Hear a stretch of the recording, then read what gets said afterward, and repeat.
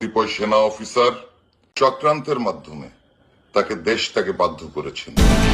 বাংলাদেশের রাষ্ট্রপতি মোহাম্মদ শাহাবুদ্দিন গতকাল এক সংবাদ সম্মেলনে জানিয়েছেন, খুব শীঘ্রই দেশে ফিরছে সাবেক প্রধানমন্ত্রী জননেত্রী শেখ হাসিনা। বিস্তারিত জানতে আমাদের সাথেই থাকুন। দেশরত্ন শেখ হাসিনাকে সসম্মানে দেশে ফিরিয়ে এনে আগামী নির্বাচনে তাকে আমরা প্রধানমন্ত্রী নির্বাচিত করবই ইনশাআল্লাহ।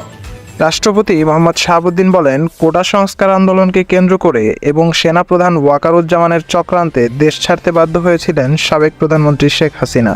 পরবর্তীতে উপদেষ্টা ও সমন্বয়কদের নিয়ে গঠিত হয় অন্তর্বর্তীকালীন সরকার।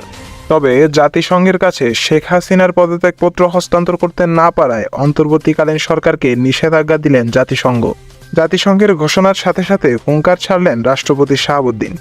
তিনি বলেন, অতি শীঘ্রই বঙ্গবন্ধু কন্যা জননেত্রী শেখ হাসিনাকে দেশে ফিরিয়ে এনে পুনরায় প্রধানমন্ত্রী হিসেবে নিযুক্ত করা হবে।